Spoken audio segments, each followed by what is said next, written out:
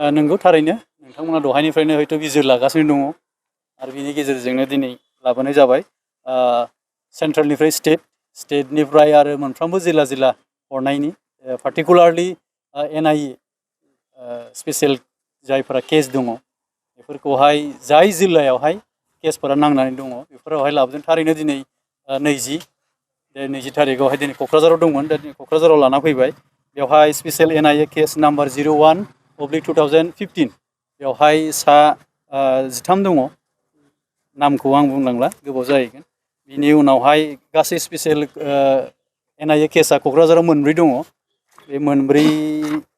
केसखौ लानानै दिनै बिथांमोनखौ लाबोबाय आरो स्पेशल NIA केस नाम्बार 06/2015 बियोहाय गासै 14 जन बिनि अनगायै गुबुन दंबावो जेरै नैबेयो सेरफांगुरि PS नि आन्दाराव दंमोन ओमफ्राय गासै बिदिनो दिनै 35 जनखौहाय क'क्राझाराव लानानै फैबाय बिथांमोननि केसा दिनैनिफ्राय जालांबाय थासिगोन नेक्स्टआ माब्ला जागोन बियो दाबो डेटआ फिक्स जाथ'वाखै दा खालामगासिनो दङ जुदि मोनोबा नोंथांमोननि गेजेरजों फोरमायनाय जाबावगोन आरो जों मिजिंथिदों एक्स NDB हिसाबै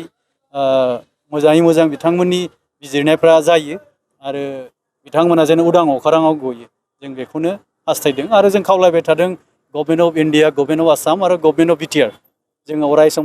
खावलायबाय थादों बिथांमोनखौ लानानैनो जिहेथु बिथांमोना गोबां दुखु खस्थ' मोनबोबाय बिथांमोनखौ रेहाय खालामनांगौनि थाखायनो जोङो अराय सम खामानि मावबोदों आरो जेन'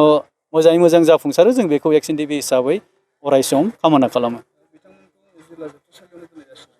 औ बिथांमोनखौहाय दिनै लाबोबाय केसा जोबागौ माने बिथांमोना क'क्राझाराव थानांसिगोन बिनि अनगायै चिरां दङ बाक्सा दङ बेबायदि जिल्लायाव दिनै मानसिया हयथ' सासेयानो नाथाय केसा गुबुनावबो दङ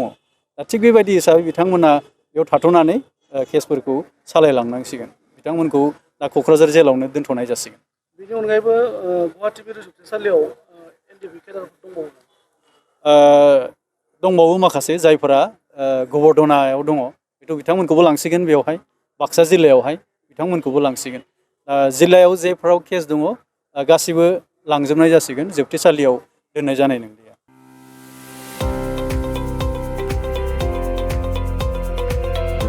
इलेक्ट्रिक स्कुटि बायनो गोसो गुदुं रायजो राजाफोरनि थाखाय गोजोनथाव खौरां नावखाथायाव थानाय DNB मटर्स डिलारआ नोंथांमोननि थाखाय लानानै फैदों मोजां आरो जौगा थाखोनि इलेक्ट्रिक स्कुटि नोंथाङा नावखाथायाव फैनानै नोंथांनि गोसो बायदि बुमि अट'मबाइल कम्पानिनि इलेक्ट्रिक स्कुटिखौ बाङाय बेसेनावनो लांफैनो हागोन तामुलपुर जिल्लानि सिङाव थानाय गरेश्वर आरो बगामाथि थांग्रा लामायाव थानाय नावखाथा सकआव दं बुमि अट'मबाइल कम्पानिनि इलेक्ट्रिक स्कुटिनि श'रुम नोंथांमोना बे श'रुमाव बुमि अट'मबाइलनि गुबुन गुबुन मडेलफोरनि इलेक्ट्रिक स्कुटिखौ खम बेसेनावनो मोननो हागोन BTRजों लोगोसे सा सानजा भारतनि गेजेरावनो गिबिसिन सौफैनाय DNB मटर्स श'रुमाव मोन 6 मडेलनि इलेक्ट्रिक स्कुटिफोर जेरै ग्रेस फायर X Pro पावार TCL fire X Plus green भेक्टरि सेलडन आरो राइडेन मडेलनि इलेक्ट्रिक स्कुटिफोरखौ मोननो हागोन बेनिखायनो जायफोर गावनि गारि सालायनायनि खरसाखौ बाङाय खालामनो सानदों आरो इलेक्ट्रिक स्कुटि लानो गोसो जादों नोंथांमोना नावखाथा सकआव थानाय बुमि अट'मबाइल कम्पानिनि इलेक्ट्रिक स्कुटिनि श'रुमाव फैनानै गावनि मेगन खेबनाय इलेक्ट्रिक स्कुटिखौ फैनानै लांफैदो नङाब्ला बांसिन रोखायै मिन्थिनो थाखाय 7002492305 8822328098 आरो 9127429031 मबाइल नम्बराव फोनांजाब खालामदो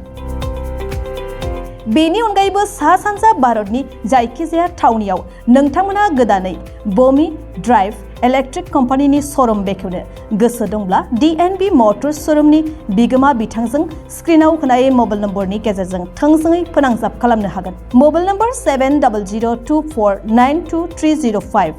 8822328098 आरो 9127429031 बेनि अनगायैबो नोंथांमोनहा DNB मटर्स शोरूमाव गासैबो इलेक्ट्रिक स्कुटिनि जायखिजाया गोनां बेसादफोर एबा पार्ट्सफोरखौबो मोननो हागोन।